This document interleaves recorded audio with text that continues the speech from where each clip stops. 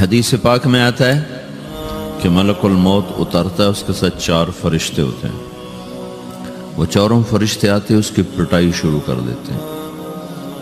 ابھی پرسوں یہ حدیث میں نے پڑھی ابن ماجہ میں کہ ملک الموت کہتا ہے ایتھا النفس الخبیثہ کانت فی الجسد الخبیث، اے خبیث روح جو خبیث جسم میں تھی، اخرجی باہر آؤ۔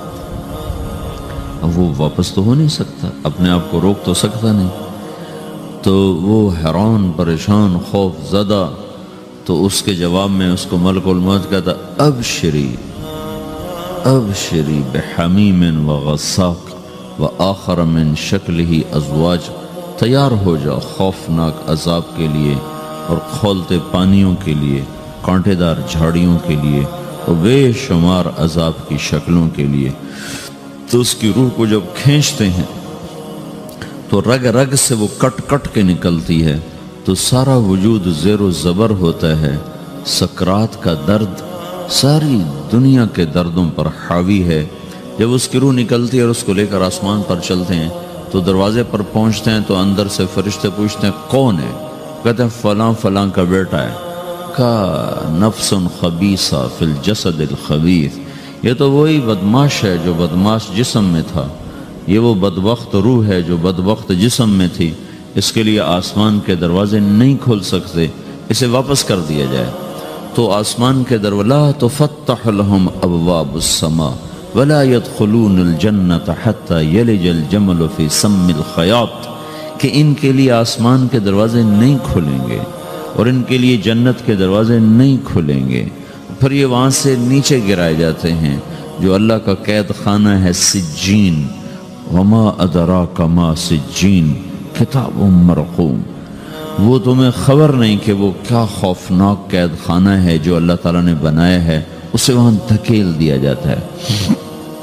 پھر قیامت تک اس کے لیے انتظار کی گھڑیاں ہیں اور عذاب کی شدت ہے۔ اور جب کوئی نیک آدمی اللہ تعالیٰ کے دربار میں جانے کا اس کا وقت آتا ہے تو اللہ تبارک و تعالیٰ فرماتے ہیں ان الذین قالوا ربنا اللہ ثم استقاموا تتنزل علیہم الملائکۃ الا تخافوا ولا تحزنوا وابشروا بالجنۃ التي کنتم توعدون نحن اولیاؤکم فی الحیاۃ الدنیا وفی الآخرہ ولکم فیہا ما تشتہی انفسکم ولکم فیہا ما تدعون نزل من غفور الرحیم۔ جب کوئی نیک مرد عورت کے جانے کا وقت آتا ہے تو اس کے لیے بھی فرشتے آتے ہیں اور آ کر اس کو خوشخبری دیتے ہیں اور آ کر اس کو تسلی دیتے ہیں کہ آپ غم نہ کریں، پیچھے والے بھی آپ کو مل جائیں گے، آپ خوف نہ کریں، آگے ساری منزلیں آپ کے لیے آسان ہیں، آپ کے لیے جنت بھی تیار ہے، رب بھی مہربان ہے۔ اور حدیث پاک میں آتا ہے کہ ملک الموت اور 4 فرشتے آتے ہیں، وہ 4 فرشتے اس کو سہلاتے ہیں، دباتے ہیں کہ موت کا درد اسے محسوس نہ ہو۔ اور ملک الموت فرماتے ہیں ایتھا النفس الحمیدہ کانت فی الجسد الحمید اخرجی، اے نیک روح جو نیک جسم میں تھی باہر آؤ۔ کیا کرو؟ وابشری بروح وریحان ورب راض عنک غیر غضبان، آپ کو بشارت ہو آپ کے لیے جنت تیار ہو چکی ہے اور وہاں کی ساری نعمتیں آپ کے لیے میسر ہو چکی ہیں اور اللہ آپ پہ راضی ہو چکا ہے اور اللہ آپ پہ خوش ہو چکا ہے۔ اس پر اس کی روح کو نکالا جاتا ہے، پھر سارے فرشتے اس کو استقبال کے ساتھ جب آسمان پر لے جاتے ہیں تو اندر سے پوچھتے ہیں کون ہے؟ کہ فلاں فلاں کا بیٹا، فلاں فلاں کی بیٹی۔ کہتے ہیں نفس حمیدہ فی جسد حمید، یہ تو نیک روح تھی جو نیک جسم میں تھی، مرحبا بہی، اس کو ہم سب استقبال کس کا کرتے ہیں۔ اور ایک دم آسمان کے دروازے کھلتے ہیں، پھر وہ پہلا دوسرا تیسرا چوتھا سارے آسمان پار کرتا ہوا اللہ پاک کے عرش کے نیچے کے جا کر، مرد ہے یا عورت، وہاں جا کر سجدے میں سر رکھتا ہے اور اللہ تعالیٰ فرماتے ہیں ہاں اس نے ہمیں خوش کیا، ہم اسے خوش کریں گے، اور اس کو عافیت کے ساتھ وہاں آسمان میں، پہلے آسمان سے لے کر اللہ کے عرش تک یہ سب ویٹنگ روم بنے ہوئے ہیں جہاں اللہ اپنے اپنے درجات کے مطابق جنت والوں کو ٹھہراتا ہے، اور وہ انتظار گاہ ہے اور وقت ختم ہو جاتا ہے، لہٰذا انتظار کی جو تکلیف ہے وہ بھی ختم ہو جاتی ہے۔ وقت ختم تو انتظار کا احساس ختم، اور ٹائم کے گزرنے کا احساس ختم۔ تو جیسے اصحاب کہف کو اللہ نے غار میں داخل کر کے تو غار کے اندر سے وقت کو نکال کے باہر پھینک دیا، باہر 300 سال گزرے، اندر آدھا ہی دن گزرا تھا۔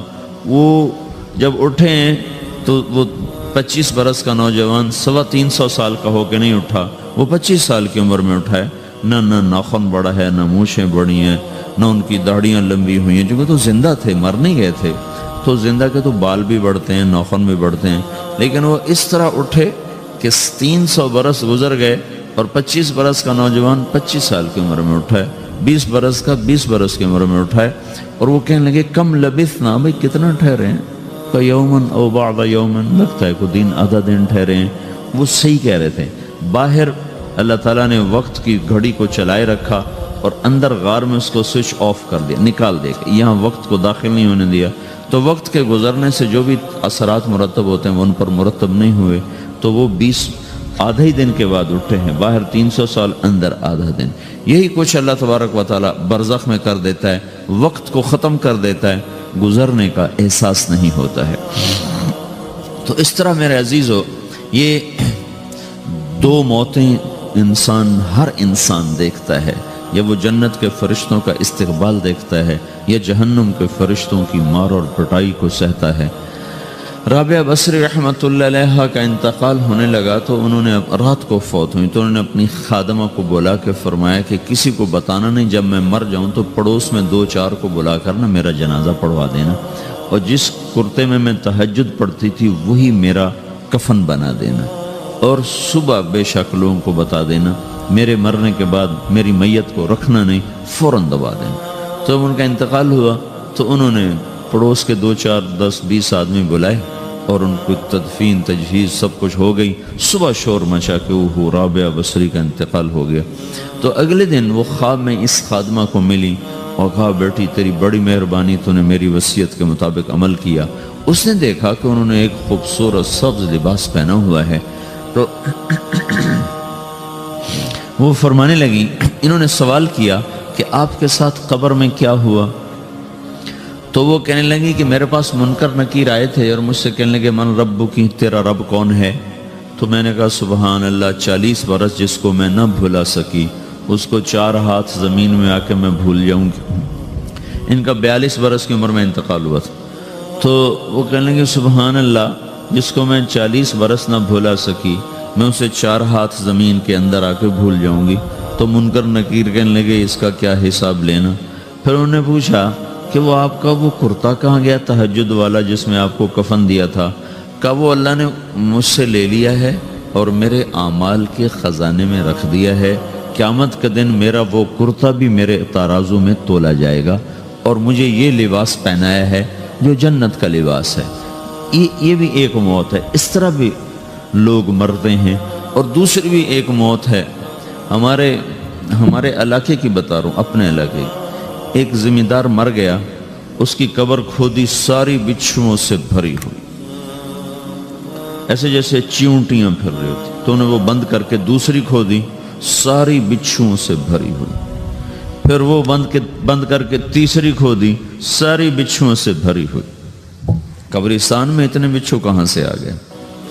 یہ زمین کے بچھو نہیں ہے، یہ آخرت کی بلائیں ہیں جس کے ساتھ اب اس سے قیامت تک رہنا ہے اور گزارا کرنا ہے۔ تو یہ 2 طرح کی موتیں روزانہ لوگ مرتے ہیں، روزانہ لوگ مرتے ہیں۔ جب نماز کا وقت ہوتا ہے ملک الموت ساری دنیا کا چکر لگاتا ہے اور دیکھتا ہے کون پڑھ رہا ہے کون نہیں پڑھ رہا، کون پڑھ رہا ہے کون نہیں پڑھ رہا۔ جو نماز کی پابندی کرتا ہے اس کی موت آسانی سے ہوتی، جو نماز میں غفلت کرتا ہے اس کے ساتھ موت کے وقت شدت اور سختی اختیار کی جاتی۔ تو بھائیو، یہ ایک جسم ہے، ایک روح ہے۔ روح باقی رہنے والی چیز ہے، جسم مٹ جاتا ہے، پھر اللہ سے قیامت کے دن نیا جسم عطا فرمائے گا، ایک نیا جسم دیا جائے گا۔ روح وہی ہے جو اللہ کے خزانوں میں جمع ہو جاتی ہے۔ نافرمان کی سیاہ کالی روح ہوتی ہے، فرمان بردار کی روشن چمکدار روح ہوتی ہے۔ تو اللہ نے کچھ تقاضے جسم کے رکھے ہیں اور کچھ روح کے رکھے ہیں۔ جسم کے تقاضے پورے نہ کرو تو یہ پریشان ہو جاتا ہے، روح کے تقاضے پورے نہ کرو تو یہ پریشان ہو جاتی۔ روح کی پریشانی جسم سے زیادہ ہے، چونکہ روح کی طاقت جسم سے زیادہ ہے۔ جسم مٹی سے بنا ہے اس کی غذا بھی مٹی سے نکلتی ہے، روح آسمان سے ہے، اس کی غذا بھی آسمان سے ہے۔ روح کا تعلق جب تک اللہ سے نہیں جڑتا اس سے بھوک اور پیاس لگتی رہتی ہے۔ جسم کو جب تک روٹی اور پانی نہ ملے یہ تڑپتا اور پریشان رہتا ہے۔ جیسے اللہ تعالیٰ نے ہمارے جسم میں روٹی اور پانی کی طلب کو بے ساختہ رکھ دیا ہے۔ میں بیان کے دوران بھی پانی پی رہا ہوں، آپ دیکھ رہے ہیں کہ میرا حلق سوکھ جاتا ہے، مجھے طلب محسوس ہوتی ہے پانی، حلق سوکھتا ہے پانی کی طرف بھاگتے ہیں، بھوک لگتی ہم روٹی کی طرف بھاگتے ہیں۔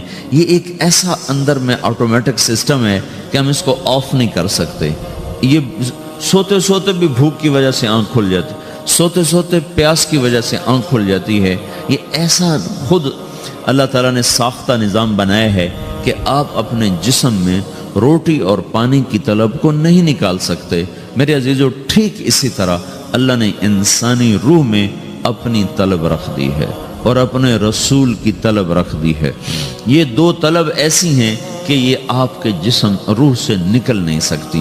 جیسے بھوکا روٹی نہ کھا لے، پیاسا پانی نہ پی لے، اسے چین نہیں آ سکتا۔ وہ روح جو اللہ اور اس کے رسول سے نا آشنا ہے، جب تک وہ وہاں تک پہنچ نہیں جاتی اسے چین نہیں آ سکتا، اس کا اندر پریشان رہے گا۔ 1997 میں جب جنید جمشید سے میری پہلی ملاقات ہوئی تو اس نے مجھ سے یہ سوال کیا کہ مولوی صاحب، ایک پاکستانی نوجوان جس گلیمر کو خوابوں میں دیکھتا ہے، وہ گلیمر تو مجھے زندگی میں ویسے ہی حاصل ہے، میرے چاروں طرف زندگی کا رقص ہے اور میری زندگی کی ہر خواہش، ہر تمنا ہے، اس کے باوجود میرے اندر اندھیرا ہے، میرے اندر خلا ہے۔ مجھے لگتا ہے میں وہ کشتی ہوں جس کا کوئی ساحل نہیں، جس کی کوئی سمت نہیں، جس کا کوئی گھاٹ نہیں۔ یہ کیوں ہے؟ میرے ساتھ تو ایسا نہیں ہونا چاہیے۔ ایک عام لڑکا تو کہتا ہے ہائے کاش یہ ہوتا، اس کو وہ نہیں ہو رہا تو پھر وہ پریشان ہے، ہائے یہ ہوتا، ہائے وہ ہوتا۔ تو میں تو ہائے نہیں کرتا ہوں، میری تو ہر لذت اور خواہش میرے سامنے تشتری میں سجا کے پیش کی جا رہی۔ میں کیوں ایسا کر رہا ہوں؟ میں ہائے ہائے کیوں کر رہا ہوں؟ میرا اندر ویران کیوں ہے؟ میرے اندر میں خلا کیوں ہے؟ یہ وہی خلا ہے کہ وہ روح کی پیاس کو شراب میں بجھانا چاہتا ہے، وہ روح کی پیاس کو لڑکی میں بجھانا چاہتا ہے، وہ روح کی پیاس کو موسیقی سے بجھانا چاہتا ہے، وہ روح کی پیاس کو دنیا کی رعنائیوں میں 5 سٹار ہوٹلوں سے بجھانا چاہتا ہے۔ روح کیا جانے روٹی کیا ہے، شراب کیا ہے، پانی کیا ہے، عورت کیا ہے، موسیقی کیا ہے، گھنگرو کیا ہے، پائل کیا ہے، چھنکار کیا ہے۔ روح کو ان چیزوں کی کیا خبر؟ امریکہ میں ہماری ایک جماعت تھی تو 4 لڑکیاں 2 لڑکے مسلمان ہوئے۔ تو ایک لڑکے کا نام رکھا تھا ابراہیم، اور اس کو جب پڑھایا نا کلمہ، انہوں نے کہا ہائے، انہوں نے کہا ہائے، اور دونوں ہاتھ یہاں رکھے سینے پر، دل پر، کہا ہائے۔ تو ہمارے ساتھی ہیں ڈاکٹر اختر، وہ کہنے لگا کیا ہوا؟ کہنے لگا جب سے ہوش سنبھالا یہ جگہ خالی تھی، یہ تیرے کلمہ پڑھانے پر بھر گئی ہے کہ میری خوشی سے ہائے نکل گئی۔ یہ جگہ خالی رہے گی، یہاں شراب نہیں پہنچ سکتی، یہاں نغمہ اور موسیقی نہیں پہنچ سکتی، یہاں تالے لگے ہوئے ہیں، یہاں تک کوئی آواز نہیں جا سکتی۔ دل کے تاروں پر ایک ہی نغمہ چڑھ سکتا ہے اور وہ اللہ کی یاد کا ہے، اور اللہ کی محبت کا ہے، اور اللہ کے رسول کی محبت کا ہے۔ باقی کوئی مضراب ایسا نہیں جو ان تاروں کو چھیڑ سکے، باقی کوئی چیز، آواز ایسی نہیں جو دل کی دنیا پر جا کر دستک دے سکے۔ یہاں بند دروازے ہیں، یہاں صرف اللہ پہنچے گا، اللہ کے رسول کا تعلق پہنچے گا، باقی کوئی چیز یہاں نہیں جا سکتی۔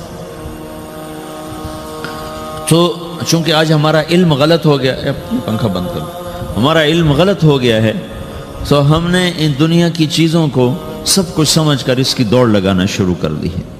تو روح آسمان سے ہے، اس کا تعلق اللہ سے بناؤ بھائیو۔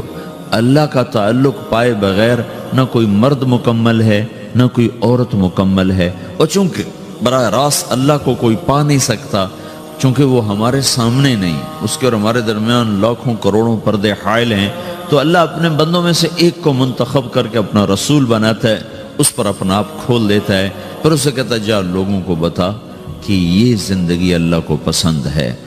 وہ اللہ کا جو رسول ہے وہ بندوں اور رب کے درمیان واسطہ بن جاتا ہے۔ اللہ نے ہمیں حضرت محمد صلی اللہ تعالی علیہ وسلم جیسا رسول دے دیا۔ اللہ تعالیٰ نے اپنا آپ کسی کو نہیں دکھایا۔ موسیٰ علیہ السلام پہ ایک تجلی پڑی، ان کو 40 دن ہوش نہیں آیا۔ 40 دن اللہ سے ضد کرنے لگے، رب ارنی انظر الیک، یا اللہ میں تجھے دیکھنا چاہتا ہوں۔ اللہ تعالیٰ نے کہا موسیٰ یہ ہو نہیں سکتا۔ موسیٰ علیہ السلام اللہ کے نبی نے فرمایا لاڈلے نبی تھے، اللہ پاک سے ضد کر لیا کرتے تھے۔ پھر کہنے لگے نہیں یا اللہ میں نے ایک دفعہ تو ضرور دیکھنا ہے۔ تو اللہ تعالیٰ نے کہا اچھا تم ایسا کرو، میں طور پہ تجلی ڈالوں گا، فَإِنِ اسْتَقَرَّ مَكَانَهُ فَسَوْفَ تَرَانِي، تو میں تجلی ڈالتا ہوں طور پر، اگر طور کھڑا رہا تو تو بھی دیکھ لے گا۔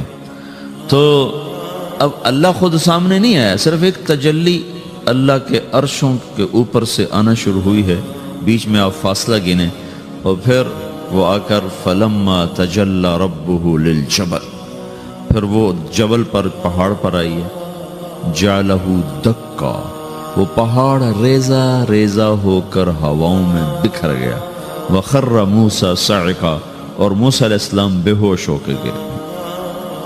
اور جب ہوش آیا فلما افاقا، ہوش آتے کہنے لگے سبحانک، یا اللہ تو پاک بے عیب، میں تیرے بارگاہ میں توبہ کرتا ہوں، میں واقعی نہیں دیکھ سکتا ہوں۔ ہاں کلام کا شرف ملا ہے، زیارت نہیں ہوئی۔ اللہ تعالیٰ نے حضرت محمد صلی اللہ تعالی وسلم کو مکہ سے اٹھایا اور بیت المقدس تک پہنچایا سواری پر، کہ دنیا اسباب کی ہے، یہاں سبب اختیار کیا، سواری کے پر بٹھا کر وہاں پہنچایا، اور اس کے بعد جب اوپر بلایا ہے تو پھر براق کی ضرورت نہیں پڑی، اوپر قدرت کا جہان ہے، اوپر اپنی قدرت سے بلایا ہے۔ یہ بیچ میں دیکھو نا کتنا بڑا، آپ اگر ہوا سے اوپر چلے جاؤ، یہ 500 میل ہوا کا غلاف ہے، اس سے اگر اوپر چلے جائیں گے نا تو آپ خود بم بن کے پھٹ جائیں گے ایک دھماکے کے ساتھ، چونکہ ہر انسان کے اوپر ہوا کا ایک پریشر ہے، کوئی 280 من کے قریب ہر انسان کے اوپر ہوا کا پریشر ہے۔ اس پریشر کو توڑنے کے لیے میرے اندر خود ایک پریشر بنا ہوا ہے جو اس کو توڑ رہا ہے۔ جب یہ ہوا کا پریشر میرے اوپر سے ریلیز ہو جاتا ہے تو میرا اندر کا اپنا پریشر بم کی طرح پھٹے گا اور مجھے پرزے کر دے گا۔ اس لیے وہ خلائی لباس بنایا جاتا ہے جس میں وہ مصنوعی پریشر دیا جاتا ہے تاکہ اوپر جا کر یہ پھٹ نہ جائیں۔ ہمارے نبی جس کرتے اور تہمد میں تھے اسی کرتے اور تہمد سے بیت المقدس سے چلے ہیں، اور ہوا کو نہیں پار کیا، 7 آسمان ہی پار کر لی۔ اور پہلے آسمان پر حضرت آدم علیہ السلام نے استقبال کیا ہے، اور دوسرے آسمان پر حضرت عیسیٰ علیہ السلام، زکریا علیہ السلام، یحییٰ علیہ السلام نے استقبال کیا ہے۔ تیسرے آسمان پر حضرت یوسف علیہ السلام نے استقبال کیا ہے۔ چوتھے پر حضرت ادریس علیہ السلام نے استقبال کیا ہے۔ 5ویں پر ہارون علیہ السلام نے استقبال کیا، اور 6 پر موسیٰ علیہ السلام نے استقبال کیا، اور 7ویں آسمان پر ایک بیت اللہ دیکھا ہے جس کا طواف ہو رہا ہے۔ استقبال کو کوئی موجود نہیں، ایک بڑے میاں ایسے ٹیک لگا کے بیت اللہ کی یوں ٹیک لگا کے بیٹھے ہیں، گوٹھ مار کے، دونوں ہاتھوں کے ایسے گوٹھ مار کے بیٹھے ہیں، ان کی سفید داڑھی ہے، وہ نہیں اٹھے ہیں۔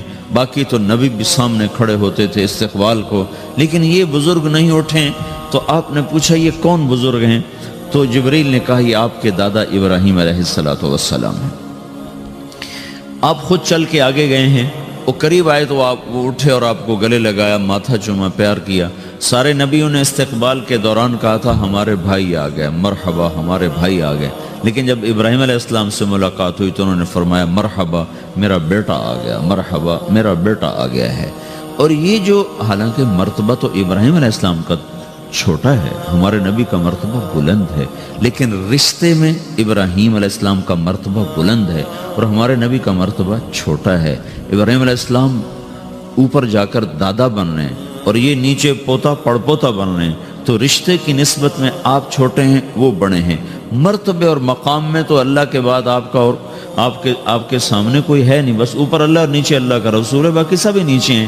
لیکن یہ امت کو سبق دینا تھا کہ اللہ تعالیٰ کو معلوم تھا کہ آنے والی یہ جو نسل ہے یہ ماں باپ کے نافرمان ہوں گی، چونکہ انہیں صرف پیسہ کمانا، آپ کا بھی قصور نہیں، آپ کو ٹیکسٹائل سکھائی جا رہی، کوئی ماں باپ کی تعظیم تو نہیں سکھائی جا رہی، اور خود آپ کے ماں باپ نے آپ کو نہیں بتایا کہ ماں کسے کہتے ہیں، باپ کسے کہتے ہیں۔ جس چیز نے بتانا تھا وہ آپ نے پڑھا نہیں، وہ تو دین نے بتانا تھا، قرآن نے بتانا تھا۔ سیرت نبی نے بتا. وہ سیرت آپ نے پڑھی نہیں, قرآن آپ نے پڑھا نہیں, آپ کا سارا زور لگا پہلے وہ ایف ایس سی کو پاس کرنے میں, پھر ٹیکسٹائل میں آ گیا تو اب دھاگا کیسے بنتا ہے. آپ کا سارا علم ہے کہ دھاگا کیسے بنتا ہے. یہ علم آپ نہیں پڑھ رہے کہ انسان کیسے بنتا ہے, یہ مشین کیسے چلتی ہے, آپ یہ سیکھ رہے ہیں. یہ انسان کیسے چلے یہ کسی ادارے میں نہیں سکھایا جا رہا. وہ اداروں کا یہ موضوع ہی نہیں کہ انسان بناؤ, اداروں کا موضوع ہے بس روبوٹ بناؤ جنہیں بس دھاگا بنانا آتا ہو, کسی کو دوائی بنانی آتی ہو, کسی کو حل بنانا آتا ہو, کسی کو بم بنانا آتا ہو, کسی کو کپڑا بنانا آتا ہو, کسی کو لوہا بنانا آتا ہو.